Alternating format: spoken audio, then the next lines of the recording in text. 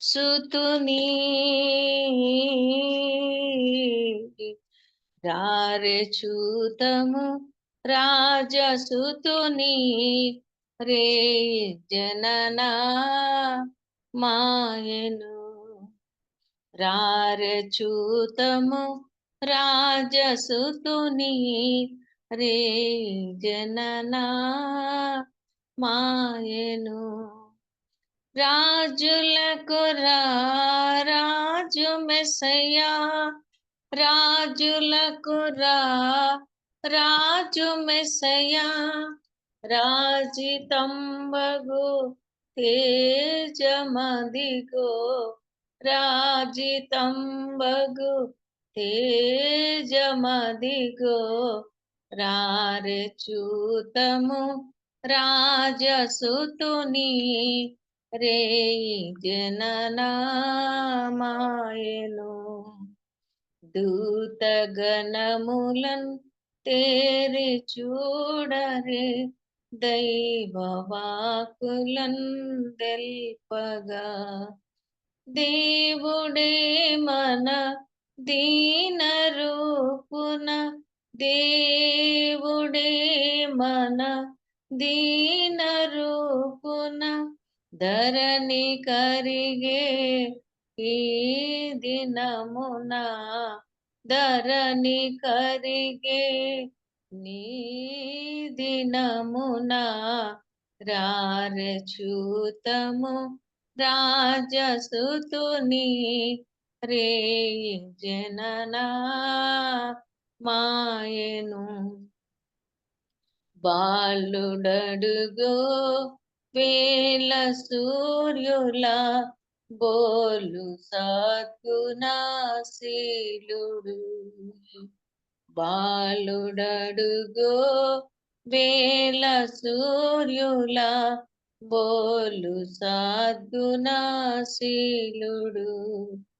బాల బాలిక బాల వృద్ధుల బాల బాలిక బాల వృద్ధుల నేలగల్గిన నాదుడు నేలగల్గిన నాదుడు రారె చూతము రాజసుతుని రే జననామాయను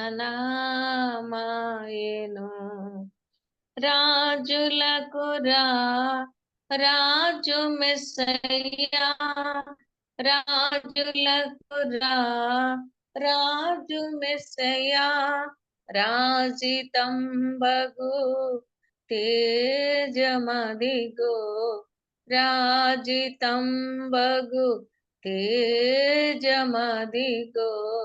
రారె చూతము రాజసుతుని రే జననామాయను ఆమెన్ ఆమెన్.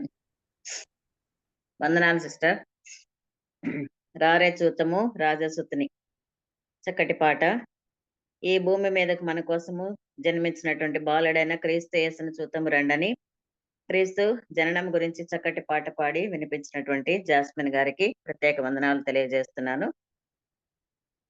ఇప్పుడు తనే మనకు వాక్య పరిచర్య కూడా చేస్తారు. తన గురించి కెజాక గారు పరిచయం చేస్తారని. అక్క కెజాక చేరువచ్చిన సోదరులందరికీ ఉన్నారండి. సిస్టర్ జాస్మిన్ గురించి పరిచయం అక్కర్లేదు, ఎందుకంటే చాలా సార్లు సాక్ష్యం చెప్పిన తర్వాత వాక్యం కూడా చాలాసార్లు చెప్పారు కనుక సోదరి మరొకసారి సమయం ఇచ్చారు కాబట్టి చెప్తున్నాను. సోదరి కర్నూలు వాస్తవ్యులు, కర్నూలులోనే ప్రభుని నమ్మి దేవుని సేవిస్తూ ఉన్నారు. స్త్రీల మధ్య ఆయా ప్రాంతాల్లో ఆయా సంఘాల్లో కూడా దేవుడు ఆ బిడ్డను వాడుకుంటున్నారు. చక్కని వాక్య దర్శనం కలిగిన దేవుని బిడ్డ. వారి భర్త గారు శ్యామ్ అని ఉండేవారు, ఇప్పుడు ప్రభు దగ్గరికి వెళ్ళిపోయారు వాళ్ళు. సోదరికి 2 కుమార్తెలు, వారు కూడా ఆన్ జాబ్స్ చేస్తూ ఆయా ప్రదేశాల్లో వాళ్ళు ఉన్నారు. సోదరి చక్కని వాక్య జ్ఞానం కలిగిన సోదరి కనుక ఈ సమయాన్ని దేవుడు మరొకసారి వారికి అనుగ్రహించి ఉండగా చక్కని వాక్య సందేశాన్ని మనం వింటూ ప్రార్థనాపూర్వకంగా వింటే మనందరి హృదయాల్లో కార్యం జరుగుతుంది. ప్రతిరోజు ఏదో వింటున్నామో వెళ్ళిపోతున్నామో కాకుండా, ప్రభువా నాతో మాట్లాడము తండ్రి, ఏ విషయంలో మీరు స్ట్రెస్ చేసి మాట్లాడతారో ఆ ప్రకారం ఈ వాక్యం నా హృదయంలో విత్తబడి నాలో నీవు అనుకున్న కార్యం జరిగినమని ప్రార్థనాపూర్వకంగా వాక్యాన్ని విని ఆత్మీయంగా మనం మేలు పొందాం. ఈ సమయాన్ని సోదరి జాస్మిన్ గారికి అప్పగిస్తున్నాం. వందనాలైనా క్యారీ అమ్మా. అందరికి ప్రైజ్ లాడమ్మా. చిన్న ప్రార్థన చేసుకొని దేవుని మాటలను ధ్యానం చేద్దాం. గొప్ప దేవ, జీవం గల దేవ, జీవాధిపతి, స్తోత్రమైన అద్భుతకరుడవు, ఆశ్చర్యకరుడవు, బలవంతుడైన దేవుడవు, నిత్యుడవు తండ్రివి నాయన నేను స్తుతిస్తుంటున్నాం. నీ కృపలో భద్రపరిచినందుకు వందనాలు దేవా. నీ కృప, నీ దయ, నీ కనికరము మాకు చూపించమని ప్రార్థిస్తుంటున్నాం. ఉన్నతుడా, సర్వోన్నతుడా, సర్వాధికారి, స్తోత్రం నాయన దేవా. జీవం గల తండ్రివి ప్రభా, మీరు ఈ సమయం ఇచ్చినందుకు వందనాలు. ఎంతో మందికి లేని ధన్యత మీరు మాకు ఇచ్చినందుకు వందనాలు ప్రభా. మీరే వాక్యం ద్వారా మాట్లాడమని యేసు నామమున ప్రార్థిస్తున్నాను తండ్రి. ఆమేన్. ఆమేన్. Praise the Lord sister. ఈ రోజు మనం ఈ దినాలలో మరి కొంతమంది క్రిస్మస్ చేసుకోవచ్చా, దినంలో ఉందా అంటున్నారు. కానీ మనమైతే మరి విమెన్ గా మరి దేవుని ఆరాధించవచ్చు.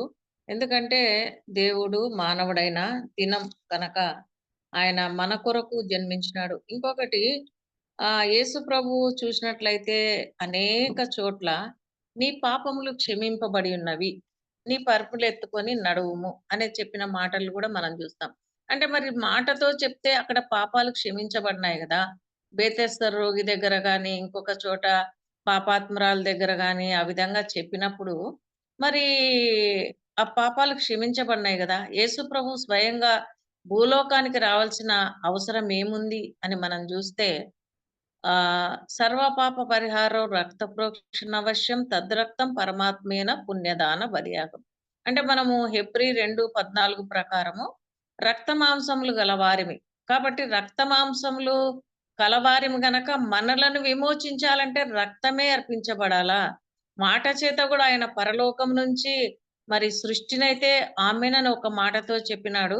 కానీ మన విషయంలోకి వస్తే మనలని స్వయంగా చేతితో నిర్మించి జీవవాయువును ఊది జీవాత్మగా మనల్ని చేసిన దేవుడు ప్రేమను మనము ఎంతో చెప్పడం కష్టం. ఇంకొక చిన్న ఉదాహరణ చూస్తే, ఇది జరిగిన సంఘటననే.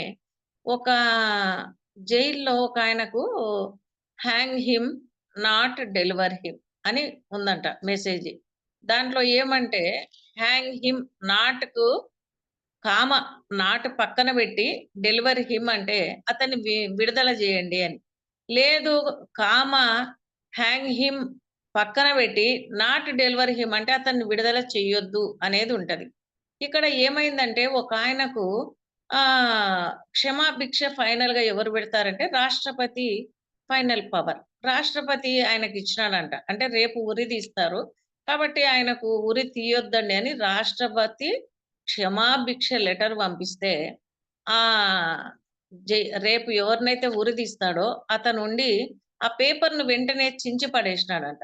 జైలు అధికారి ఉండి నీ లైఫ్ అందులో ఉంది, నువ్వు బతుకుతావు, ఆ పేపర్ నువ్వెందుకు చించేసినావు, రాష్ట్రపతి నీకు క్షమా భిక్ష పెట్టినాడు, ఇంకొక దినం బతకనిక ఇచ్చినాడంటే నాకు ఇంకొక దినం అవసరం లేదు, నేను చచ్చిపోతాను, నాకు ఉరి తీయండి అన్నాడంట.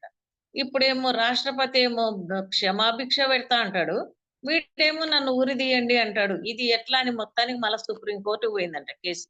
పోతే అక్కడ వాళ్ళు ఏమన్నారంట అంటే ఆయన యాక్సెప్ట్ చేయడం లేదు, నాకు ఉరి వద్దు, నేను ఉరి తీయబడాలి అని కోరుకుంటున్నా అన్నాడు. కాబట్టి వానిష్ట ప్రకారమే వానికి ఉరి తీయండి. రాష్ట్రపతి లెటర్ ఇన్వాలిడ్, ఆయన వర్డ్ ఇన్వాలిడ్ అయినా కూడా వాడు కోరుకుంటున్నాడు కాబట్టి వాన్ని ఉరి తీయండి అని సుప్రీంకోర్టు మరి జడ్జిమెంట్ ఇచ్చినారంట. అంటే దీన్ని బట్టి మనమేం తెలుసుకోవాలంటే యేసు ప్రభువే మనల్ని ప్రేమించినాడు, యేసు ప్రభువే మన కొరకు ఈ లోకానికి వచ్చినాడు. మరి 38 ఏండ్ల నుంచి పడి ఉన్నప్పుడు వాడిని ఎవరు పట్టించుకోలేదు. అప్పుడు మరి వాని జీవితంలో క్రిస్మస్ పండుగ ఎప్పుడైతే లేవలేని స్థితిలో ఉండి వాడు లేచినాడో, అప్పుడే వాని జీవితంలో పండగ. ఇప్పుడు మనకెందుకు క్రిస్మస్ చేసుకుంటున్నామంటే, మనం పాపం అనే బంధకంలో ఉన్నాము. నరకం అనే బంధకంలో ఉన్నాము. మరణం అనే బంధకంలో ఉన్నాము. నిత్యాగ్ని అనే బంధకంలో ఉన్నాము. మనం ఉన్నాము. చేతులు, కాళ్ళు అన్నీ ఫ్రీగానే ఉన్నాయి. కానీ మనం పాపం అనే బంధకంలో ఉన్నారు. కాబట్టి మనల్ని ఎవరు విడిపిస్తారు పాపాల నుంచి అని అన్నప్పుడు యేసు ప్రభువు యేసు అనే పేరుకు అర్థం ఏమంటే ప్రజలను వారి పాపముల నుండి విడిపించును గనక. కాబట్టి ఈ లోకంలో యేసయ్య నాకు అక్కర్లేదు, యేసయ్య నాకు ఇష్టం లేదంటే ఆయనకిష్టం లేని మనుషులకు ఒక ప్లేస్ ఉంది. ఆయనకిష్టమైన మనుషులకు ఒక ప్లేస్ ఉంది. ఆయనకిష్టమైన మనుషులకు పరలోకము, నూతన యెరూషలేము, బంగారు పట్టణము, దుఃఖం లేని రాజ్యము, గొర్రెపిల్ల జీవ గ్రంథంలో పేరు అవి ఆయన ఏర్పరిచినది. ఎవరికి? ఆయనకిష్టమైన మనుషులకు సమాధానం. మరి ఆయనకిష్టం లేని మనుషులకు నరకముంది, పాతాళముంది. పాపం చేసిన వారిని పాతాళం పట్టుకొనును. ఈ లోకంలో రెండే 2 వేస్. జీవ మార్గము, మరణ మార్గము. ఆశీర్వాదము, శాపము. కాబట్టి ఈ లోకంలో నువ్వేది కోరుకుంటావు? నీ డెసిషన్ ఏమి? ఒక రూతమ్మ డెసిషన్ తీసుకొని ఆమె క్రీస్తు వంశావళిలో ఒక తల్లిగా ఆశీర్వదించబడింది. మరియమ్మ డెసిషన్ తీసుకొని క్రీస్తు జన్మించడానికి నీ మాట చొప్పున నాకు జరుగును గాక, కలుగును గాక అని మరియమ్మ కోరుకుంది. మరి యేసు ప్రభువు రాకను గురించి మరి ఈరోజు మనం ఇంపార్టెంట్‌గా Mariyamma magnificat Mary's song, magnificat Mary praise అది ఈరోజు మనం ధ్యానిస్తాం. మరియమ్మ క్యారెక్టర్స్ ఏమి? ఆమె కన్యకనా? కన్యక అనడానికి ఏం సూచనలు అనేది మనము ముందు చూద్దాము. ఇక్కడైతే మనము యేసుప్రభువును గురించి మరి అంటారు. అసలు ఏ భేదం లేక అందరూ పాపం జేసినారంటారు. యేసుప్రభువు సర్వ మానవాళి పాపాల కోసం అంటాడు. అంటే ఒక వర్ణము, ఒక వర్గము, లింగ భేదము ఏం లేకుండా అందరూ పాపం జేసినారంట. మరి అందరూ పాపం జేసినప్పుడు అందరికీ క్షమాపణ అవసరం గదా! అందరి కోసం గాబట్టే యేసు ప్రభువు పరలోకం నుంచి ఆయన నరుడిగా ఈ లోకానికొచ్చి బాలుడిగా, పిండముగా, శిశువుగా ఈ లోకంలో జన్మించడానికి ఇష్టపడినాడు యేసు ప్రభు అని మనం చూస్తాం. మరి వేదాలలో చెప్పబడిన వాళ్ళందరూ ఏం చెప్పినారు అని చూస్తాం. వశిష్ఠుడు, విశ్వామిత్రుడు అనే వాళ్ళు వేద పండితులు. వాళ్ళు ఋషులు. వాళ్ళు ఈ దేవుణ్ణి కోరుకున్నారు. దేవుణ్ణి వెదికినారు. మనుస్మృతి 2వ అధ్యాయంలో ఏమని ప్రార్థన చేసినారు అంటే, పాపోహం పాపకర్మహం పాపాత్మ పాప సంభవాః త్రాహిమాం కృపయా దేవా శరణాగత వత్సల అన్యదా శరణం నాస్తి త్వమేవ శరణం మమః అని వాళ్ళు ప్రార్థన చేసినారంట. అంటే నేను పాపిని, పాపపు క్రియలు చేయువాడను, పాపపాత్మ గలవాడను, పాపమందు జన్మించితిని నీ శరణు జొచ్చి వారిని రక్షించువాడా, పాపి అయిన నా యెడల నీ కృపను చూపించు అని ప్రార్థన చేసినారంట. దీని గురించి దావీదు కీర్తనకారుడు మనకు 51వ కీర్తనల్లో దేవా నేను పాపిని, నా హిస్సోపుతో నా పాపం పరిహరించు, నా తల్లి గర్భంలోనే నేను పాపంలోనే పుట్టినవాడని అంటాడు దావీదు కీర్తనకారుడు. మరి ఇంకా ఏమంటారు అంటే, నపుత్రస్య లోకాస్తి అంటే బృహదారణ్యకోపనిషత్తులో 6:1లో పుత్రుడు లేని వారికి లోకం లేదు. అంటే ఈ లోకంలో అందరూ ఏమంటారంటే ఉత్త గర్ల్స్ ఉన్నోళ్ళకి కొడుకులు లేకుంటే వాళ్ళకి పుణ్యం లేదు, మోక్షం లేదు అంటారు. అది కాదు. పుత్రుడు అంటే మారుడు. అంటే అంటే పాపం. మారుడు అంటే చంపేవాడు. పాపాన్ని చంపేవాడు దైవ కుమారుడైన యేసు ప్రభువు మనలో పుట్టాల గాని, ఈ లోకంలో మన పుల్లులు ఇప్పుడు మన కొడుకులు, మన కడుపులో పుట్టిన కొడుకులు మనల్ని ఏమన్నా నరకానికి నడిపిస్తున్నారా? పరలోకానికి నడిపిస్తున్నారా? ఇప్పుడు ఎంతమంది ఎలా బాధపడుతున్నారో. ఉద్యోగాలు లేక, పోర్నోగ్రఫీ అనుకుంటా, అక్రమ సంబంధాలు, పబ్బులు, తాగుబోతుతనాలు, ఈ యవ్వనాల కొరకు మనం ఎంతగా ఆడపిల్లలు అట్లనే బరి తెగించినారు. మగ పిల్లలు అట్లనే బరి తెగించినారు. మొన్నైతే ఒక వాట్సాప్‌లో చూస్తుంటే ఒక తల్లి సత్తెనపల్లి అంట. ఇక్కడ జాబ్ చేస్తుందంట కూతురు. ఆ కూతురు రోజు ఎవరితోనో బైక్‌లో తిరుగుతుంది. అమీర్‌పేటలో ఒక హాస్టల్ దగ్గర అని ఇన్ఫర్మేషన్ ఎవరో ఇస్తే, తల్లి వస్తే వాళ్ళకి మీడియా వాళ్ళకి చెప్తుంది ఆ కూతురు, నేను నా ఉద్యోగం చేసుకొని నేను బతుకుతున్నా. నేను జీతం డబ్బులు పంపియడం లేదని మా అమ్మ మీకు మీడియాకు కంప్లెయింట్ ఇయనీకొచ్చింది. ముందు ఇక్కడి నుంచి ఆమెను వెళ్ళిపోమ్మని చెప్పండి. ఆమె గూడా ఈ హాస్టల్‌లో ఉంటే ఆమె గూడా అట్లనే తయారైతది. వేరే వాళ్ళు ముగ్గురు బాయ్స్‌తో తిరుగుతారు. నేనన్నా ఒక్క బాయ్‌తోనే తిరుగుతున్నా. నా లైఫ్ నేను బతుకుతున్నా అంటది. అంటే ఎంత పాపంలో తల్లిదండ్రులను ఎదిరించే వారిగా పాపంలో ఉంటున్నారు. మరి ఈ పాప బంధకాల నుంచి ఎవరు విడిపిస్తారు? ఎవరు చెప్పాలా? మరి యేసుప్రభు మనకేం జెప్పినాడు? ఈ లోకంలో క్రైస్తవులకు అనే వాళ్ళకు సర్వలోకమునకు వెళ్లి సర్వ సృష్టికి సువార్తను ప్రకటించమంటారు. ఏమని? పాపం అనేది ఒక బంధకం. మరణం అనేది ఒక బంధకం.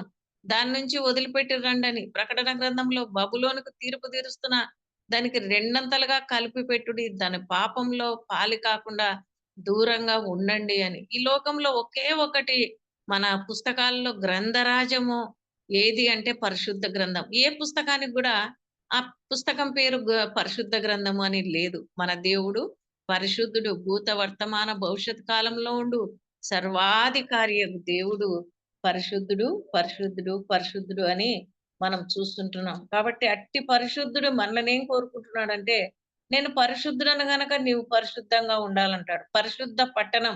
నూతన యెరూషలేము పరిశుద్ధ పట్టణం కదా! మనం పరిశుద్ధ పట్టణంలో ఉండాలని కోరుకోవాలంటే ఈ లోకంలో 60 ఏండ్లు మనం జీవిస్తాం గానీ, పరిశుద్ధ పట్టణంలో గొర్రెపిల్ల దీపంగా ఉండే రాజ్యంలో యుగాలు మనం ఆ రాజ్యంలో ఉండబోతున్నాం. కాబట్టి ఈ లోకంలో ఉండేటప్పుడే నీ డెసిషన్ ఏమై ఉంది అనేది మనం చూస్తాం. తర్వాత ఆత్మవై పుత్ర నామస్సి కుచితాన్ మారయాతీతి కుమారః అపుత్రస్య గతిర్నాస్తి స్వర్గో నైవత్య. అంటే బ్రహ్మపుత్రుడుగా జన్మించి కుత్సిత గుణాలను చంపేస్తాడనేది ఒక వేదాల్లో చెప్తే, పున్నాంనాహి నరకాత్ వ్రాయత్ ఇతి పుత్రః. పున్నమనడి నరకము నుంచి రక్షించువాడే పుత్రుడు అని చెప్పబడింది. ప్రశ్నోపనిషత్తు 2వ అధ్యాయం 7వ శ్లోకంలో ప్రజాపతి చరస గర్భేత్యమున ప్రతిజాయసే తుభ్యం ప్రాణ ప్రజాస్తిమా బలిం హరంతరయః ప్రాణ ప్రతిష్ఠః. అంటే ఈ దీని నుంచి జొరాస్టర్ అనే పారసీక వేదాంతి, సిసెరో అనే వేదాంతి, బుద్ధుడు, మన గాంధీ, వివేకానందుడు, అరిస్టాటిల్, మరి ఇంకా చాలా సోక్రటీసు వీళ్ళందరూ ఏం చెప్పినారంట అంటే, తూర్పు దిశలో కన్యక గర్భమందు పుట్టే నరావతారే దైవ స్వరూపి అయిన వాడు, పాపముల నుంచి విడిపించేవాడు అని చెప్పడం జరిగింది. మరి మహాభారతంలో ఈ 74వ అధ్యాయం 49వ శ్లోకంలో ఆత్మాత్మ వై జనితః పుత్రః ఇత్యుతే, అంటే ఆత్మ నుండి పుట్టిన వాడే ఆత్మపుత్రుడు అని ఋషులు చెప్పినారంట. మరి మనకేం చెప్పబడింది గబ్రియేలు దూత మరియ కంటే, నిన్ను పరిశుద్ధాత్ముడు నీ మీదికి వచ్చును, సర్వోన్నతిని శక్తి నిన్ను కమ్ముకొనును అని మనం చూస్తున్నాం. కాబట్టి ఇన్ని విధాలుగా ఈ శ్లోకాలు అన్ని వశిష్ఠుడు, విశ్వామిత్రుడు వీళ్ళందరూ మరి దేవుణ్ణి వెతికి వెతికి ఇవన్నీ చెప్పినప్పుడు, ఇవన్నీ చెప్పడం కూడా యేసు ప్రభువుని గురించే. కన్య సుతాయ నమః. ఇంకొకటి అసతోమ సద్గమయ తమసోమ జ్యోతిర్గమయ మృత్యోర్మ ముత్తంగమయ. అంటే సత్యం నుంచి అసత్యంలోనికి ఎవరు?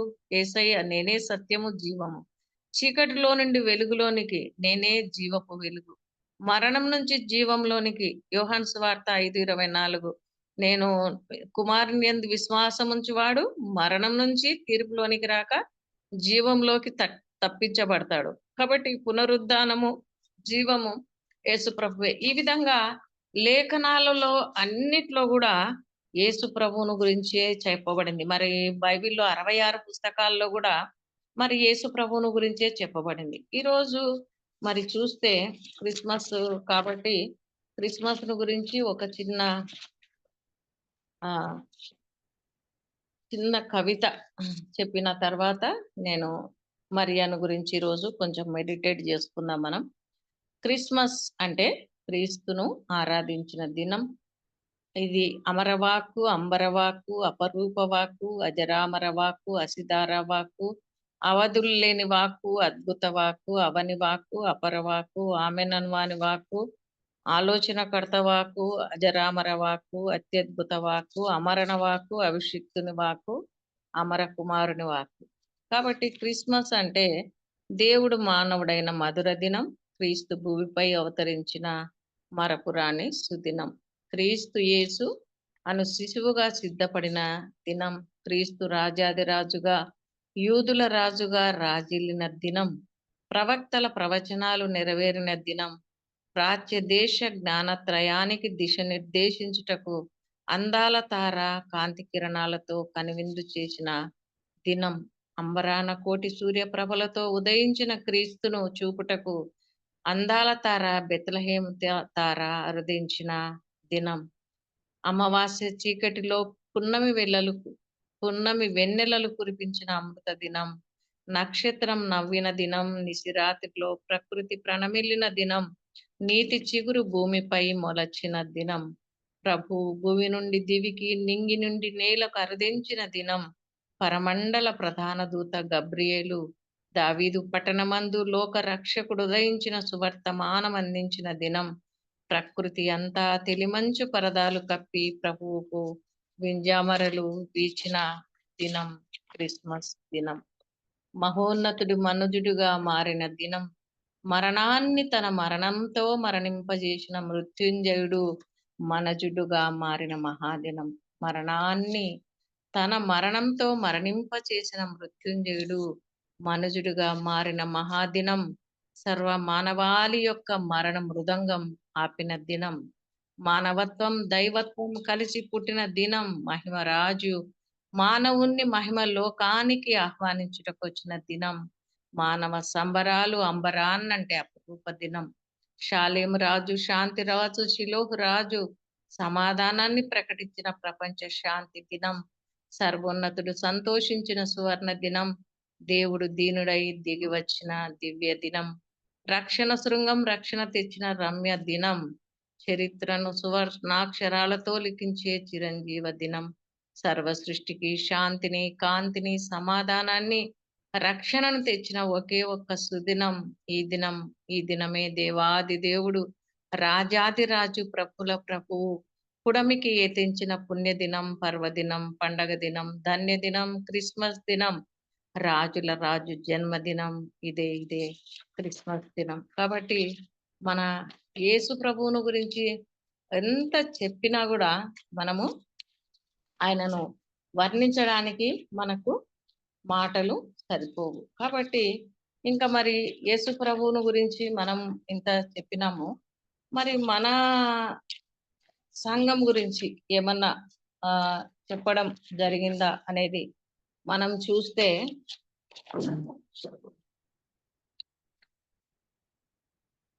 మన సంఘం గురించి ఒక 2 మాటలు.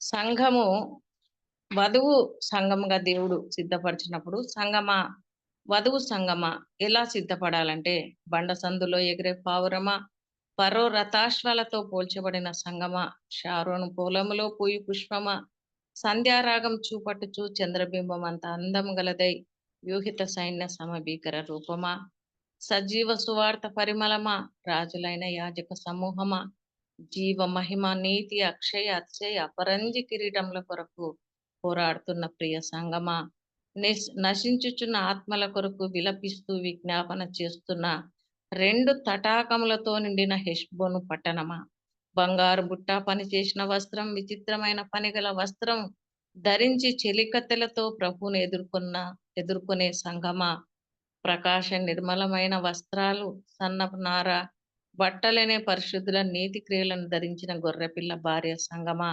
సూర్యకాంత పద్మరాగ పునాదులచే పెండ్లి కుమార్తె వలె అలంకరింపబడి దిగి వస్తున్న నూతన యెరూషలేమా, సాధువైన మృదువైన గుణమనే అక్షయాలంకార అనే హృదయ సౌందర్యం కలిగిన సంగమా, గొర్రెపిల్ల రక్తంలో వస్త్రములు ఉతుక్కున్న పవిత్ర సంగమా, పాదరక్షలతో అందమైన నడక గల సువార్త ప్రకటించు సైన్యమా, ఇదిగో నీ ప్రియుడు ధవలవర్ణుడు రత్నవర్ణుడు, అతని వస్త్రములెల్లా గోపరస వాసనే, అగర్వాసనే, లవంగి పట్ట వాసనే.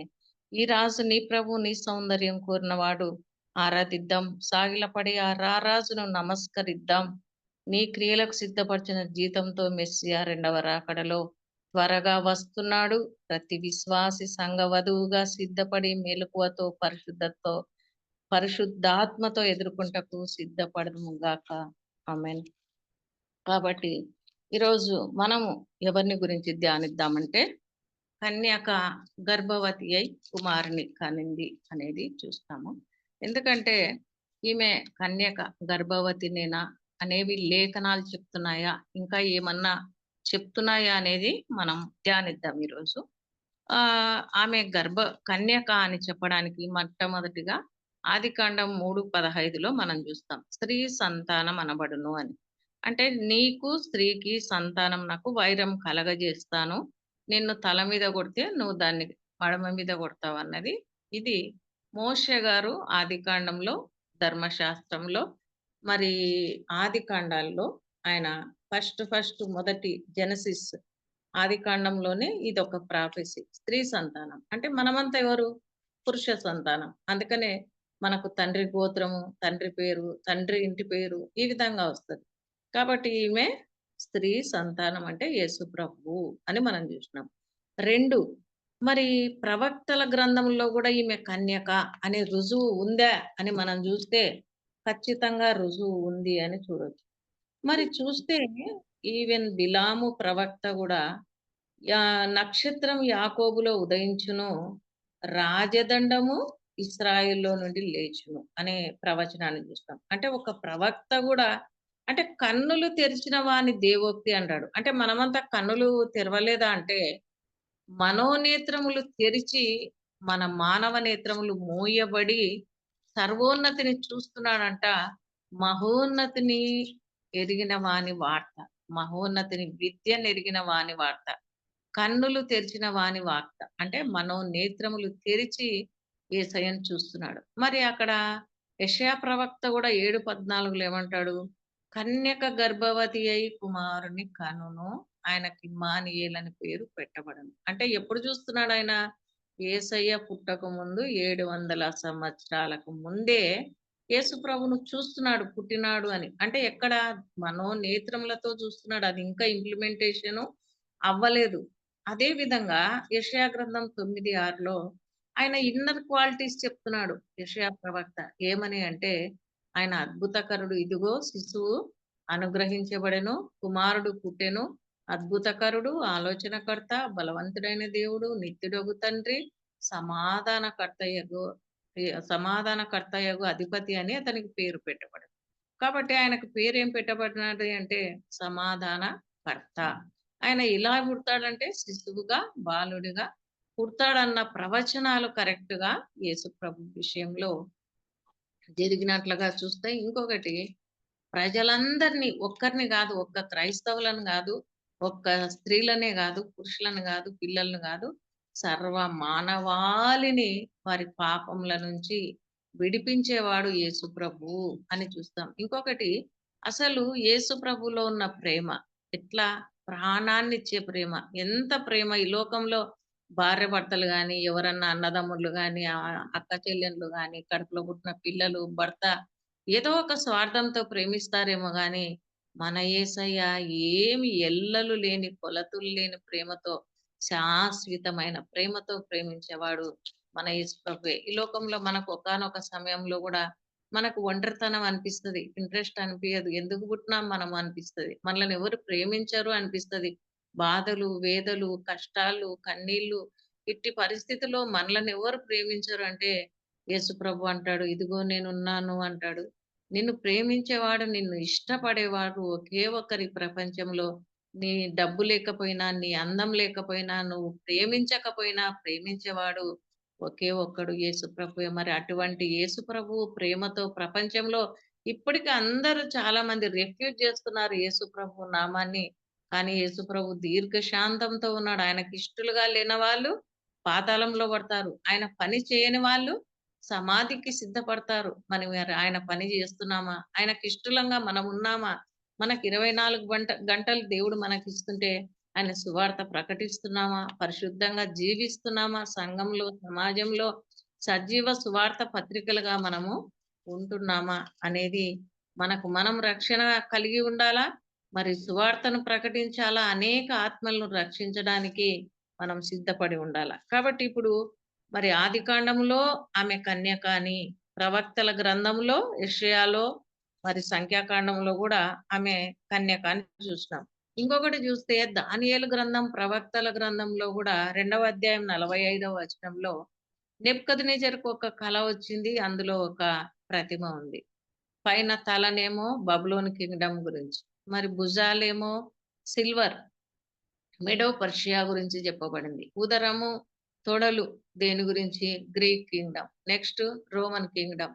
ఈ విధంగా అన్ని కింగ్డమ్స్ అయిపోయిన తర్వాత ఒక రాయి చేతి సహాయం లేకుండా, అంటే ఇది దేని గురించి చెప్పబడింది అంటే యేసు ప్రభు చేతి సహాయం, అంటే మనిషి సహాయం లేకుండా ఆ రాయి యేసు ప్రభువే. ఆ రాయి భూతలమంతా అయిపోయి రాజ్యాలనన్నిటినీ పొడి చేసింది అని మనం చూస్తాం. ఈ విషయము ప్రకటన 11:15లో ఈ లోక రాజ్యము క్రీస్తు రాజ్యం మన ప్రభు రాజ్యం అయింది అనేది చూస్తాం. ఇది ఎక్కడ మిలీనియంలో ఆ 1000 ఏండ్లు యేసుక్రీస్తు పరిపాలించే రాజ్యాన్ని చూస్తాం. ఆయన పుట్టినప్పుడే రాజు, ఆయన మరణంలో రాజు, ఆయన పునరుద్ధానంలో రాజులకు రాజు, యూదుల రాజు. కాబట్టి ఆ రాజ్యంలో ఉండాలి. అందుకే దొంగ అంటాడు అక్కడ సింహాసనం లేదు, తర్వాత కిరీటం లేదు, ఏమీ సైన్యం లేదు. మరి ఆయన సిలువ మీద బలి అయినాడు. ఆయన రూల్ చేసే కండిషన్ లేడు. కానీ ఆ నీ యేసు నీ రాజ్యంలోకి వచ్చేటప్పుడు నన్ను జ్ఞాపకం చేసుకుంటాడు. అంటే ఆయనకు రాజ్యం ఉందని దొంగకి ఎలా తెలుసు మరి? కదా! పరిశుద్ధాత్ముడు ఆయనకు జ్ఞానం అనుగ్రహిస్తే మరి రాజ్యంలో పరదైసులో మరి వెళ్ళిపోయినాడు. ఈ లోకంలో 2 వేస్.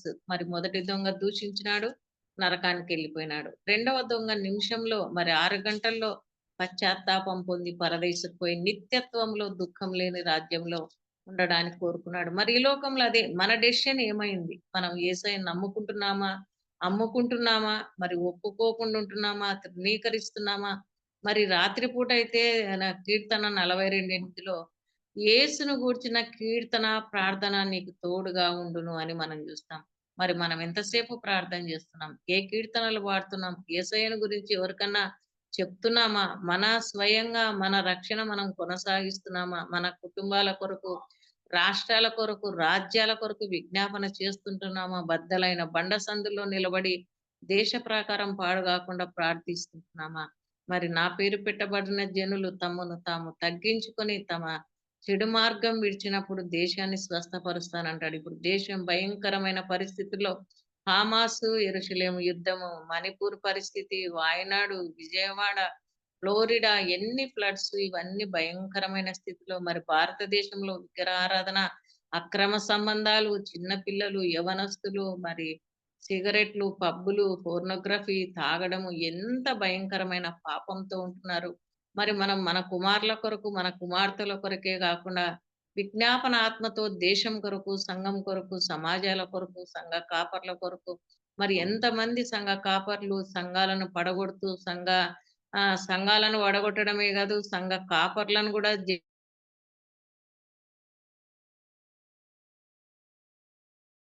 ప్రకటిస్తే మొన్న ఒక ఆమె అయితే మోటామె చెప్పులు తీసుకొని పాస్టర్‌ను, ఆ సిస్టర్‌లను కొడుతూ ఉంది. అది మీరు చూసినారో లేదో? అట్లా భయంకరంగా పాపం ఏలుతున్న దినాల్లో మనమున్నాము. మన పిల్లల పరిస్థితి తలుచుకుంటే గూడా మనకు భయమేస్తుంది. అట్టి కండిషన్‌లో నీవు, నేను మన బాధ్యతగా మన పిల్లల కొరకు మరి మోకాళ్ళేస్తున్నామా? కన్నీళ్ళేస్తున్నామా? హెష్బోను పట్టణంలోని తటాకముల వలె మన కన్నీళ్లు కన్నీటి ప్రార్థన చేస్తున్నాయా? రోదనము చేయ నేర్పుడి, అంగలార్పు విద్య నేర్పుడి. మరి మరణం కిటికీలెక్కుతుంది. ఇంత వయస్సు తక్కువున్నప్పుడే నువ్వెందుకు మరణం చెందుతావు? అని తర్వాత యెరూషలేము కుమార్తెలారా మీ కొరకు ఏడవండి అని యేసు ప్రభువు మీ పసిపిల్లల ప్రాణం కొరకు మొదటి జామున చేతులెత్తమని మరి ప్రార్థించమని ఎవరికి నేర్పించినాడు? స్త్రీలకు. స్త్రీలు మరి పిల్లల కొరకు, భర్తల కొరకు, నశించు ఆత్మల కొరకు ప్రార్థించే 2 కన్నులు తటాకముల వలె కలిగి ప్రార్థించాలని మరి మనకు వాక్యము తెలియజేస్తుంది. కాబట్టి ఈ విధంగా మరి యెషయా ప్రవక్త, దానియేలు గ్రంథంలో కూడా యేసు ప్రభువు కన్యకకు జన్మిస్తాడు అని చూస్తాం. మరి మరియ కూడా దయాప్రాప్తురాలుగా చెప్పబడింది. ఆమెకే తెలియదు నీ కడుపులో నీకు కుమారునికని యేసు అని పేరు పెడతావంటే ఆమె అంటది నేను నేను పురుషుణ్ణి ఎరుగను అంటది. ఎక్కడ చెప్పబడింది? లూకా 1:34 మాట చెప్పబడింది. కాబట్టి అది ఏం రికార్డ్ చేస్తుందంటే మరియా కన్యక. పురుషుని ఎరగదు. తర్వాత మత్తయి సువార్త 1:18లో వారేకం కాకమునుపు అని. లూకా 1:38లో పరిశుద్ధాత్మ నిన్ను కమ్ముకొనును, సర్వోన్నతుని శక్తి నిన్ను కమ్ముకొను అనేది చూస్తాం. కాబట్టి ఈ విధంగా నీ మాట చొప్పున నాకు జరుగును గాక తర్వాతనే ఆమె మరి ప్రధానమైన కన్యక కన్సీవ్ అయిందని మనం చూస్తాం. ఈ విధంగా ఈ మరియా మరి ఒక విప్లవ గీతం పాడింది. ఒక విమోచన గీతం పాడింది. మరి ఒక స్తుతి గీతం పాడింది అని చూస్తాం. ఈ మరియా కన్సీవ్ అయిన వెంటనే ఎలిజబెత్ దగ్గరికి పోయింది. అసలు ఫస్ట్ క్రిస్మస్ మనమైతే క్రీస్తు పుట్టినంక చేసుకుంటాం. పాత నిబంధన భక్తులేమో ఫస్ట్ క్రిస్మస్ ఫస్ట్ కమింగ్ కొరకు వాళ్ళు ప్రార్థన చేస్తే, మనమైతే సెకండ్ కమింగ్ కొరకు వెయిట్ చేస్తున్నాం. వాళ్ళైతే గర్భవతులు, ఇద్దరు గర్భవతులు. వాళ్ళు కూడా మళ్ళెట్లా, ఒకామె ఏజ్డ్ ఎలిజబెత్, ఒకామె వర్జిన్ మేరీ. వీళ్ళిద్దరు కలిసి మరి క్రిస్మస్ పండగ చేసుకున్నారు. ఇంగా గర్భంలో 6 నెలల శిశువు బాప్తిసమిచ్చి యోహాను గంతులు వేసినాడు. నా ప్రభువు తల్లి అని మరియను కనపరిచింది. ఇంచుమించు 3 నెలలు ఎంత సహవాసంగా వాళ్ళు దేవునిలో మరి ప్రార్థించింటారో గదా! పరిశుద్ధాత్మతో నిండుకొని ఎలిజబెత్ ఈమెను ఆశీర్వదిస్తే, మరియ గూడా నా ప్రాణం ప్రభువును గనపరుస్తుంది. నా ఆత్మ నా రక్షకుడైన యేసునందు ఆనందిస్తుంది. అంతేకాకుండా ఆమె అబ్రహాము ప్రామిస్ గురించి, ఇశ్రాయేలుకు సహాయం చేయడం గురించి, దేవుడు సింహాసనాలను పడద్రోసి పెంట కుప్ప నుంచి దీనులను లేవనెత్తుతాడన్న హన్నా కీర్తనను గూడా అక్కడ ఆమె జ్ఞాపకం చేసిందని మనం చూస్తాం. ఈ విధంగా మరియా ఆమె కన్యక అని చూస్తాం. ఇంకొకటి చూస్తే యాజకుని పరీక్ష కూడా ఒకటుంది. యాజకుని పరీక్ష అంటే సంఖ్యాకాండము 5వ అధ్యాయంలో అక్కడ ఏముందంటే, ఒకవేళ భర్తను మోసం చేసింది ఒక స్త్రీ అని చూసినట్లయితే ఆమెకు ఒక పరీక్ష పెడతారు. అది న్యాయాధి పరీక్ష కాదు. ఒక యాజకుడు పెట్టే పరీక్ష. ఏమి అంటే, ఆమె మీద డౌట్ వచ్చినా, ఆమె చెడు పని చేసినా, భర్త ఆధీనంలో లేకుండా ఉన్నా, ఆమె యొక్క రోష నైవేద్యము అని తీసుకొని రావాల. జ్ఞాపకార్థంగా రోష నైవేద్యం అని టెస్ట్ చేయాల. ఏమి అంటే, ఆమె ఒక తూమెడు యవల పిండిలో 10వ భాగం తీసుకొని రావాలా, దేవుని సన్నిధికి రావాలా.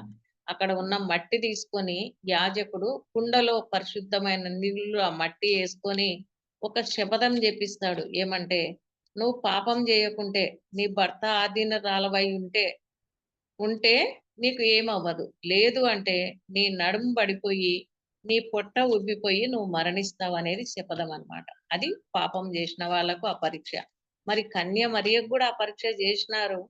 చేసినప్పుడు ఆమె అందులో విజయం పొందింది. ఎందుకంటే ఆమె పరిశుద్ధాత్మని శక్తి వలన ఆమె ఆ విధంగా మరి దేవుడు ఎన్నుకున్నాడు గనక ఆమెకేమీ అవ్వలేదు. ఆ విధంగా ఆమె కన్యక అని ప్రూవ్ అయింది. ఇంకొకటి ప్రకృతి సత్యం. ఇప్పుడు మనం ఎన్ని సత్యాలు చూసినాం. ఆదికాండంలో ధర్మశాస్త్ర సత్యం, ప్రవక్తల సత్యం చూసినాం. మరియ సెల్ఫ్ డిక్లరేషన్ కన్యక అని చూసినాం. మరి యాజకుని పరీక్ష కూడా మనం చూసినాం. చివరికి ఆమెకేమీ అవ్వలేదు అని. తర్వాత చూస్తే ప్రకృతి ఆహ్, నేచర్ ట్రూత్. ఇది ఏమంటే నెమలి అందంగా వెదర్ ఉన్నప్పుడు డాన్స్ చేస్తదంట మగ నెమలి. కానీ మగ నెమలి, ఆడ నెమలి కాంటాక్ట్ అయినప్పుడు ఆడ నెమలి గుడ్లు పెడతది. కానీ ఒకానొక సందర్భంలో మగ నెమలి నుంచి కన్నీళ్లు కారినప్పుడు ఈ ఆడ నెమలి ఆ కన్నీళ్లు తాగుతదంట. ఆ కన్నీళ్లు తాగినప్పుడు గూడా ఆడ నెమలి గుడ్లు పెట్టగలదంట. ఇది ప్రకృతి సత్యం. ఇది అందుకు నెమలికి ఈ ఆఫరు ఉంది అని. కాబట్టి ఒక జంతువులే ఇంత పరిశుద్ధంగా ఉండగలుగుతున్నారు. మరి కన్య మరియకు అసాధ్యమైతదా? వృద్ధాప్యంలో ఉన్న ఎవరు హన్నా గర్భం ధరించింది, శారమ్మ గర్భం ధరించింది, ఎలిజబెత్ గర్భం ధరించింది. ఇంతమంది దేవునికి అసాధ్యమైన పనులు దేవునికి సాధ్యమైపోయినాయి. మనుషులకు అసాధ్యమే గాని.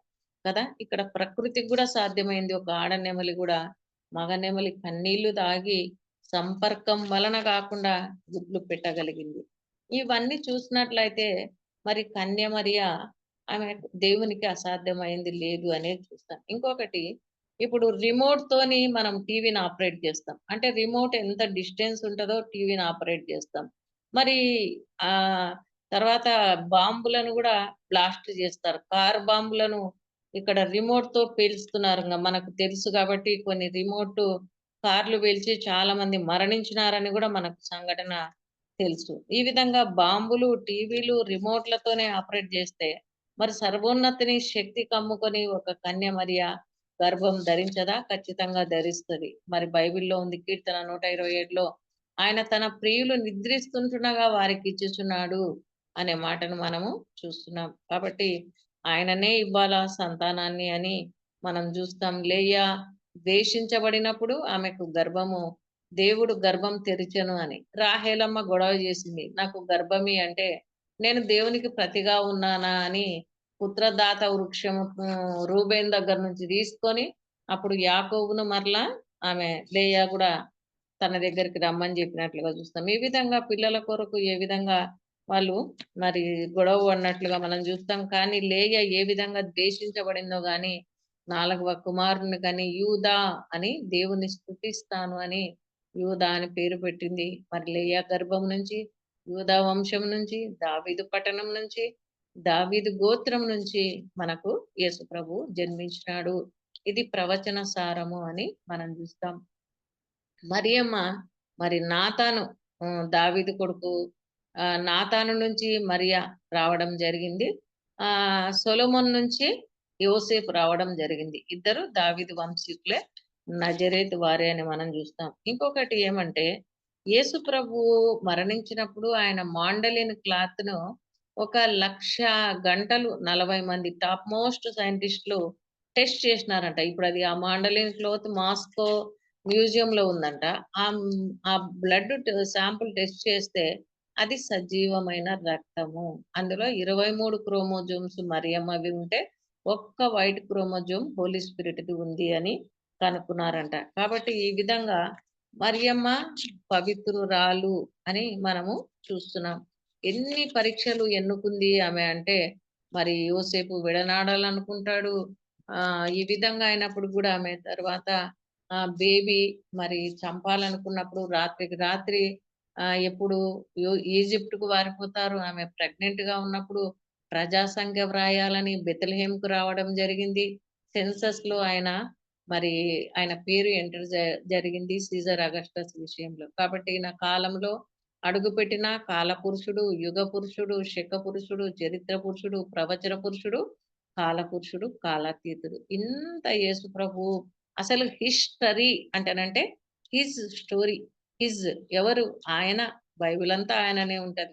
ఆయన చరిత్ర. మరి ఆయన చరిత్రను మనం కనుక్కుంటున్నామా? ఆయనను గురించి మనము ప్రకటిస్తుంటున్నామా?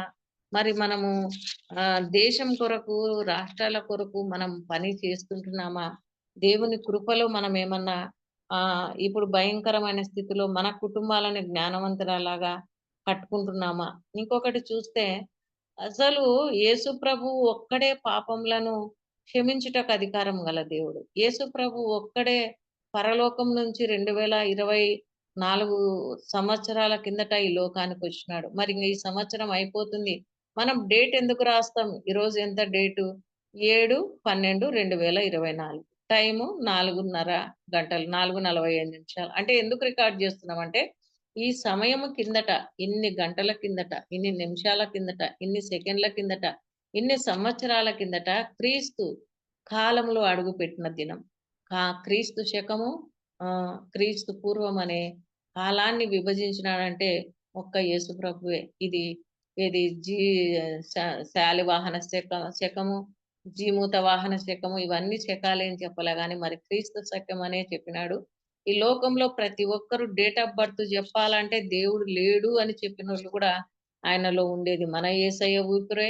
ఆయన చెప్పుకోవాలంటే డేటు యేసయ్య పుట్టిన డేట్ నుంచే చెప్పుకోవాల్సింది తప్ప, ప్రపంచంలో యేసయ్య ఊపిరి, యేసయ్య తారీఖు తప్ప ఆయన లేకుండా ఉనికి లేదు, ఏం లేదు.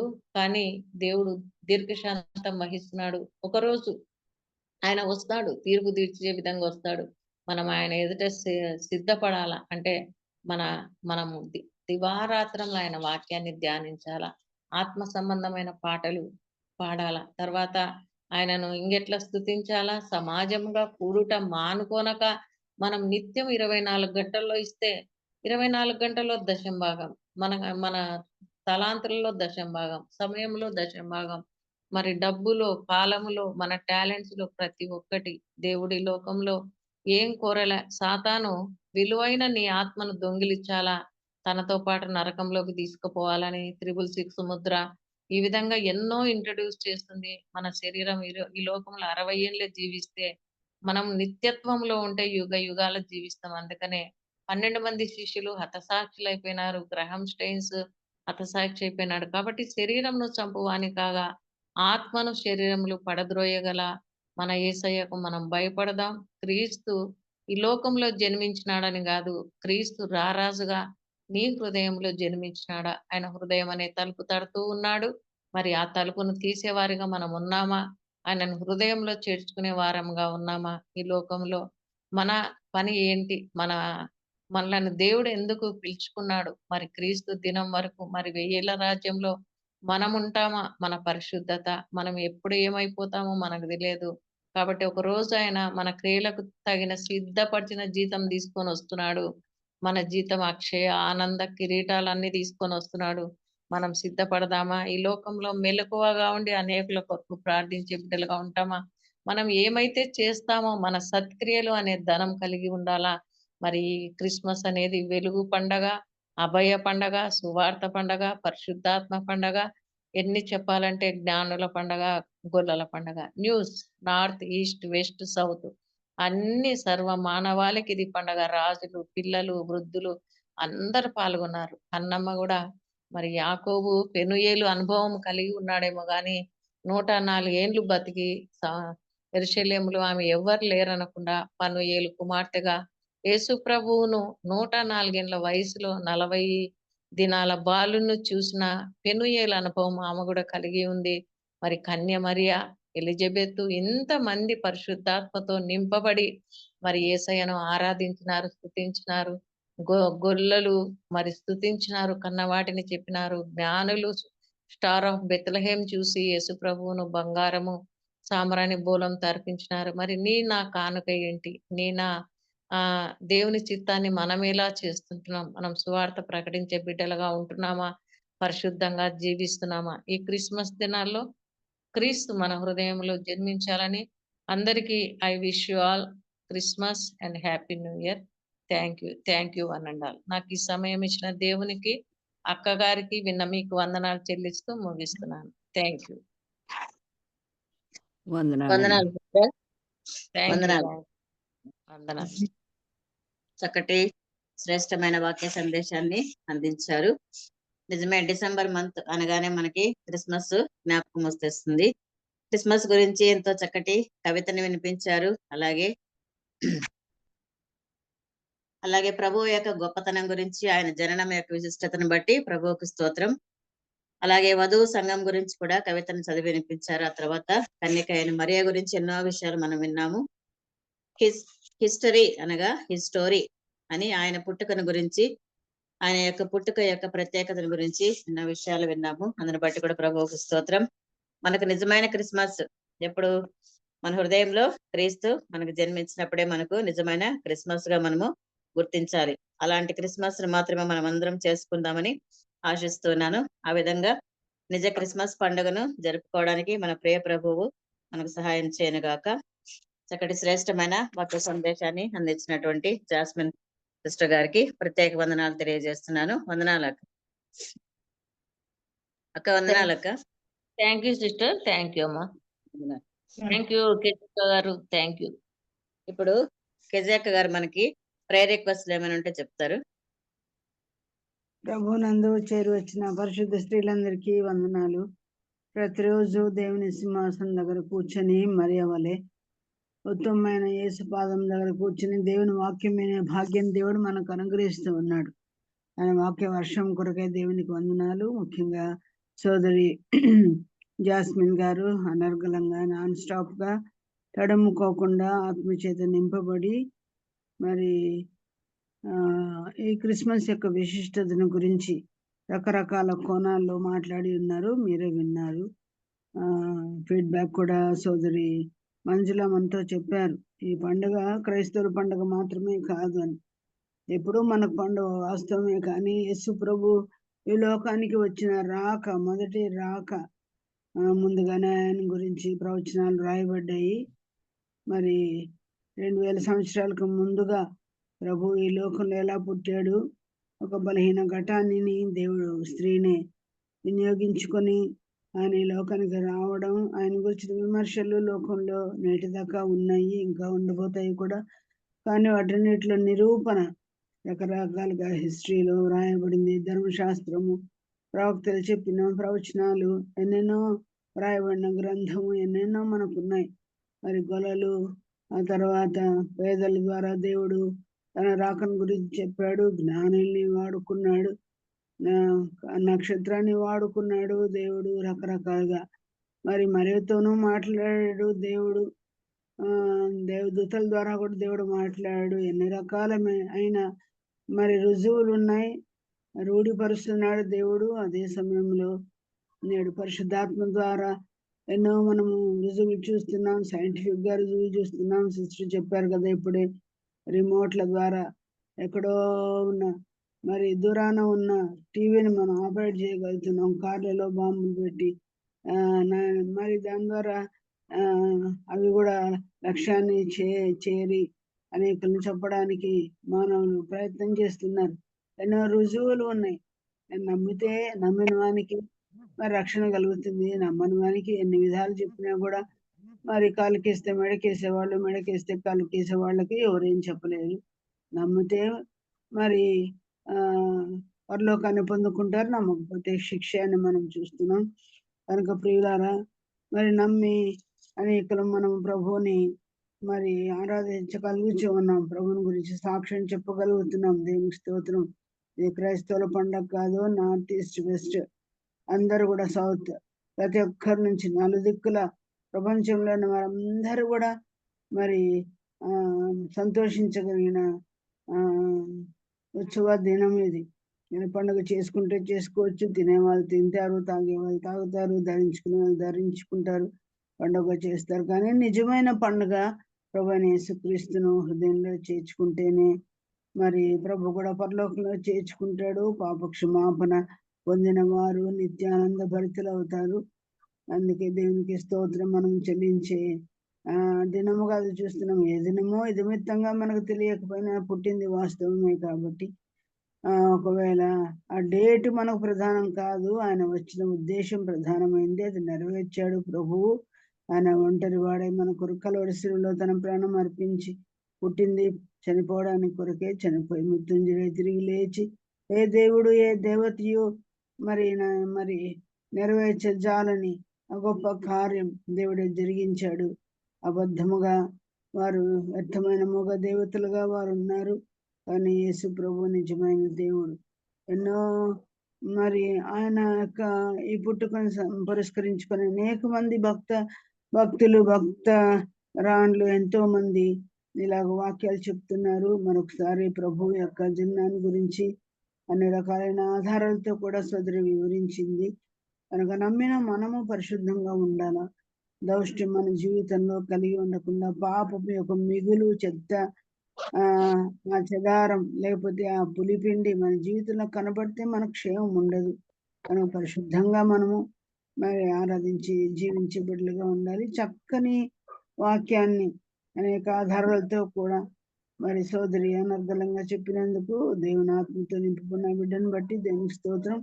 ఒంటరిగా ఉన్న బిడ్డ కొరకు ప్రార్థన చేయండి. అనేక చోట్ల వెళ్ళి దేవుని సువార్తమానం ప్రకటిస్తున్నారు. మరి తన ఇబ్బందులు, ఇరుకులు, సమస్యలు, ఒంటరితనం కదా ఎన్నోసార్లు, ఒక్కోసారి బలంగా కనబడతాం, ఒక్కోసారి ఒంటరి ఉన్నామా అనే భావన ఒంటరి భర్తలకు ఎంతో మంది ఉంటుంది, భర్తను పోగొట్టుకున్న బిడ్డలకు. కనుక ఈ బిడ్డను కూడా జ్ఞాపకం చేసుకొని ప్రభు రాకడ వచ్చే వరకు, ఎత్తబడే వరకు కూడా సోదరి ఇంకా ఘనంగా ప్రభుని సేవించలాగున తన అక్కర్ల విషయం, మరి అనానుకూల విషయం, అనారోగ్యాల విషయం, ఒంటరితనం, వీటన్నిటినీ మీరు జ్ఞాపకం చేసుకోమని దేవుని సందులో మేము వేడుకుంటున్నాను. సోదరికి మనందరి తరఫున వందనాలు తెలియజేస్తున్నాను. వందనాలు జాస్మిన్. వెళ్ళిపోయిందేమో తను. దేవునికి స్తోత్రం. రిగార్డింగ్ ప్రేయర్ రిక్వెస్ట్ల విషయమై మన సోదరి షమ్మీ ముస్లిమ్స్ లో నుంచి ఆమె ప్రభువుని నమ్ముకున్నాం. అంతకుముందే నమ్ముకున్నాం. భర్త కంటే ఆత్మీయంగా చాలా ఆధ్యాత్మికమైన అనుభవానికి వచ్చి చక్కని ప్రార్థన వాక్యం నేర్చుకున్న దేవుని బిడ్డ షమీం వాక్య పరిచయం కూడా మనం ఎరుగుదాం. వాళ్ళ అక్క గారు దౌలత్ బి అంట. ఆమెకు ఆటో ఇమ్యూన్ డిజార్డర్ అనే వ్యాధితో ఉంటూ ఉంది. స్వార్థను వినింది. మరి తీర్మానం కూడా ఒకవేళ చేసి ఉంది అని కూడా నేను విన్నాను. కానీ నిజమైన దేవుడు ఏనే అని సంపూర్ణంగా ఆయన ప్రక్కకు వచ్చి ధైర్యంతో నింపడిన అనుభవం లేకపోవచ్చునేమో. తనకు చాలా ఆయాసం, చాలా దగ్గు ఉంది ఈ దినాల్లో. మరి నిన్ననే ఆమెను ఐసీయూలో అడ్మిట్ అయినట్టుగా మరి సోదరి కూడా పోస్ట్ చేసి మెసేజ్ పెట్టారు. ఆమెకు దేవుడు ముఖ్యంగా రక్షణ అనుభవం ఇచ్చి ఆరోగ్యంతో నింపి అద్భుతం ఆశ్చర్యక్రియలు చేసే దేవుడు గనక ఆ బిడ్డను కాపాడునట్లుగా ప్రార్థన చేయమని సోదరి కోరుకున్నారు. ఆమె కొరకు ప్రార్థన చేయండి. అలాగే మరొకరు కూడా ప్రార్థన చేయమని కోరారు. మన పద్మ సింగరాయకొండ నుంచి లాగిన్ అవుతుంది. ఎప్పుడు తన కుమారుడు అలాగే కోడలు మరి ప్రయాణం చేసి 2 వీలర్లో వెళ్తూ ఉండగా వారికి ఉన్న గాయాలు మరి కలిగినట్లు యాక్సిడెంట్ ద్వారా తెలిసింది. కనుక వారికి స్వల్ప గాయాలతో మరి ఉన్నారు. వారి కొరకు ప్రార్థన చేయండి. మరి ఎక్కువైన గాయాలు విపరీతంగా కలగకుండా దేవుడు వారిని కాపాడారు. మరి త్వరగా చక్కగా కోలుకునేటట్లు సింగరేకొండ పద్మ యొక్క కొడుకును అలాగే కోడలను దేవుడు భద్రపరిచేటట్టు ఆరోగ్యం కొరకు, స్వస్థ కొరకు ప్రార్థన జ్ఞాపకం చేసుకోండి. అలాగే 1.5 సంవత్సరం బాలుడు వినయ్ కుమారు కాలేయంలో లివర్లో క్యాన్సర్ అంట. 3rd స్టేజ్ లో ఉందంట. ఎంత చిన్న వయసు, ఎంత పెద్ద వ్యాధి. అందులో మరి 3rd స్టేజ్ లో ఉండడం. మరి మళ్ళా ఒకవేళ ఏదైనా ఇన్ టైంలో ఆ బిడ్డకు సరిపోయే మరి ఒకవేళ లివర్ ఏదైనా దొరికితే ట్రాన్స్ప్లాంటేషన్ కూడా చేస్తామన్నారంట. దీనికి ఎంతో పైకం అవసరం. మా దగ్గర ఏమీ లేదని వాళ్ళ అమ్మమ్మ గారు లక్ష్మి గారు చెప్పారంట. డాక్టర్లకు మంచి మనసు ఇచ్చి ఒక ఛాలెంజింగ్ గా తీసుకొని వారి యొక్క వైద్య వృత్తిలో మరి కార్యం దేవుని చిత్తమైతే దేవుని సన్నిధిలో ఇది జరుగునట్లుగా ఆ బిడ్డ పక్షముగా నమ్మిన అమ్మమ్మ యొక్క మనముడు కనుక ఆ బిడ్డను దేవుడు తన చేతుల్లో పెట్టుకొని ఇలాంటి వారిదే పరలోక రాజ్యం అన్నాడు. కాబట్టి ఆ చిన్న బిడ్డ తప్పకుండా దేవుని బిడ్డ నమ్ముకొని ఆయన సేవించే బిడ్డగా ఉండేటట్లు వైద్యులు చేసే ఆ యొక్క వృత్తి, ఆ యొక్క ఆపరేషన్స్ ఏవైనా ట్రీట్మెంట్లు కానీ, ఆ తర్వాత అదేది ఇస్తారు కదా, ఏమంటారు వాటిని, వైద్యం చెప్పి కీమో. ఆ చిన్న బిడ్డ మరి ఎటువంటి పరిస్థితులు అటువంటి స్ట్రాంగ్ మెడిసిన్స్ ఇవన్నీ ఇవ్వటం ద్వారా మరి తల్లడిల్లిపోయే పెద్దలనే మనం చూస్తుంటాము. ఆ చిన్న బిడ్డ వాటి తట్టుకునేటట్టుగా వాళ్ళేమో మేము కాపాడుతాము, మేము చూసుకుంటాము అన్నారంట. కానీ జీవన్ మరణాలు ప్రభు వశం, యెహోవా వశం కనుక ఆ బిడ్డను మనందరి బిడ్డలాగా మనము ఆలోచించేసి ప్రేమతో బిడ్డను నిత్యము మీ మదిలో మీ సొంత ప్రేయర్స్ లో కూడా జ్ఞాపకం చేసుకొని బిడ్డ కొరకు దేవుని వేడుకోవాలని మనం చేస్తున్నాం. ఇంకెవరికైనా ఒకవేళ ఇతరత్ర ప్రేయర్ రిక్వెస్ట్ ఉంటే మీరు చెప్పొచ్చు. నన్ను ఈరోజు కొంత టైం ఉంది కనుక ఇద్దరైనా కనీసం భారంతో చేయవచ్చును. మాకు ఇంతవరకు ప్రేయర్ చేసే అవకాశం రాలేదు, ప్రేయర్ చేయలేదు అనుకున్న వాళ్ళు ఆనరీగా మీరే స్వచ్ఛందంగా మీరే భారం ఉన్న వాళ్ళు ప్రార్థన కూడా చేయవచ్చు. ఎవరికైనా సమస్యలు ఉన్నాయా? అలాగే దెబోరా లేయా వాళ్ళ మందిరం కొరకైన స్థలం కొరకు మా తమ్ముడు ఇమాన్యుయల్ మందిరం కట్టబడి నిమిత్తమై భూమి అమ్మబడాలి. మరి ఆ విషయం కూడా ప్రార్థన చేయండి. ప్రార్థన ద్వారానే తప్ప ఇది దేని వలన సాధ్యపడదని దేవుడు చెప్పాడు. మనకందరికీ అసాధ్యమైనవి ఎన్నో ప్రాబ్లమ్స్ ఉన్నాయి. వాటన్నిటిని సర్వలోకనాథుని సన్నిధిలో పెడదాము. హృదయపూర్వకంగా మన హృదయాలు ఎంతట్టు తిప్పుకొని ప్రార్థన చేద్దాం. కానీ ప్రార్థనలు చేద్దాం. దేవుడు వాటిని నెరవేరుస్తాడు, కార్యాలు నిర్వహించే దేవుడు. ఎవరికైనా ప్రార్థన మనవులు ఉన్నాయమ్మా? నేను కొండమనక అబ్బాయికి ఇంకా బాగలేదు, ఆసుపత్రిలోనే ఉన్నారు. ప్రార్థన చేయక రవిను సుకన్న వాళ్ళ గురించి. అవునమ్మా. ఇంకా డిశ్చార్జ్ కాలంగా చిన్నగా కడుపు నొప్పి ఎక్కువ ఉందంట. ఎవరైనా చెప్పితే ఆయన్ని మాటి మాటికి దర్శించి ఆయనకు వాక్యం చెప్తే మంచిదమ్మా. మీరు పోయి వెళ్ళి స్మారకంలో ఉన్నాడు కాబట్టి వినటం వల్ల విశ్వాసం కలుగుతుంది. రవి అలాగ ప్రభువుని విశ్వసించలాగన కుటుంబం ఐక్యం కావాలి. భార్యాభర్తలు ముఖ్యంగా బిడ్డ బతకాలి. పాయిజన్ అంతా పోయి విరుగుడు మరి దేవుడు ఇచ్చి ఆ బిడ్డను బతికించలాగన రవి కొరకు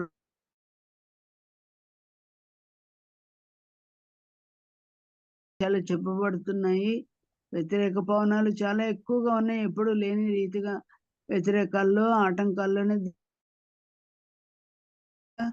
ప్రభు పరిశుద్ధాత్మ దేవుని సన్నిధి ప్రతి చోట వెళ్ళి మరియు కనీసం ఒక్కరైనా నమ్ముకుంటే ఎంతో మంచిది. ఒక ఆత్మ ప్రభు నమ్ముకుంటే మనము ఒక ప్రపంచాన్ని లేదా మనము రక్షించినట్లు, లోకమంతటిని రక్షించినట్టు కనుక ప్రార్థనలు ఎక్కువగా వారికి ప్రకటించే వారి కొరకు ఎక్కువగా మనం ప్రార్థన చేయాలని మనం చేస్తున్నాను. ఎవరికైనా ప్రార్థన చెప్పున్నాను మంచిగా అక్క చెప్తానక్క. ప్రేరేపించబడిన వాళ్ళు ఎవరైనా మంజులక్క చేస్తారంటే చేయండి. వందనాలక్క. వందనాలు. ఎస్తేర్ నేను చేస్తా అక్క ప్రేయర్. చాలా రోజులు అయింది ప్రేయర్ చేస్తా. ఓకే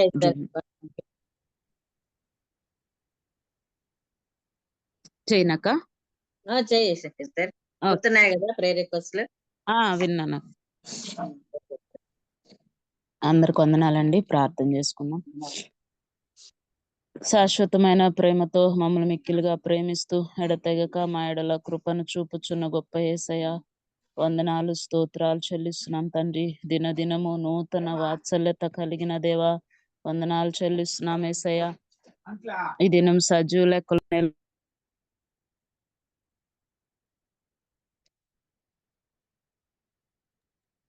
సజీవ లెక్కలో నిలబెట్టే వందనాలు ప్రభా. ప్రతి దినము వాక్యం ద్వారా మీరు మాతో మాట్లాడుతూ మమ్మల్ని హెచ్చరిస్తున్నందుకు వందనాలు చెల్లిస్తున్నాం ప్రభా. అయినను ఇంకా అనేకమైన లోటుపాట్లు కలిగి ఉన్నాం ప్రభు.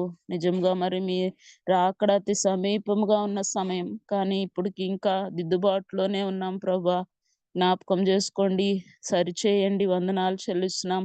మరి నన్ను అనేక మంది రక్షించబడ్డానికి కూడా నీ వాక్యం ద్వారా ఎంతోగానో మాట్లాడారు. వందనాలు చెల్లిస్తున్నాం ప్రభా.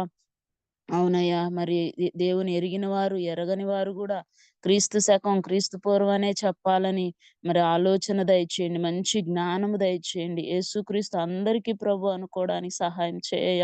మరి వారు అయితే హిందువులు ముస్లిమ్స్ అందరూ రక్షించబడ్డానికి సహాయం చేయండి. ఆ దేవుడు ఈ దేవుడు అని అనుకోకుండా ప్రభా అందరికీ దేవుడు. మనం కూడా నోటితో ఒప్పుకొని విశ్వసిస్తే ఖచ్చితంగా ఆయన మన సొంతం అవుతారని దేవవాక్యం ద్వారా ఎంతగానో మరి ఆ పురాణాల్లో అన్ని ఉన్నాయి కూడా మీ కొరకే అని వారు తెలుసుకోవడానికి సహాయం చేయాలి. ఇవన్నీ మనం చదివేవి ఎవరి గురించి చెప్పబడ్డాయని వెతికి దేవా యేసయ్య గురించే కదా మరి మనం వ్యతిరేకిస్తున్నామని నన్ను నమ్ముకొని విశ్వసించడానికి సహాయం చేయేసయ్యా. హిందువులు ముస్లింలు అందరూ రక్షించబడ్డానికి కృప చూపించు ప్రభా.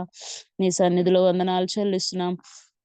షమీం అక్క కొరకు ప్రార్థిస్తున్నాం. వాళ్ళ అక్క కొరకు ప్రార్థిస్తున్నాం. అనారోగ్య పరిస్థితుల్లో హాస్పిటల్లో ఉండగా ప్రభా ఆ బిడ్డ నన్ను రక్షించబడ్డానికి నోటితో ఒప్పుకోవడానికి చెల్లి నమ్ముకున్న దేవుడు గొప్ప దేవుడని నన్ను ఇప్పటి వరకు ఎంతగానో వ్యతిరేకిస్తూ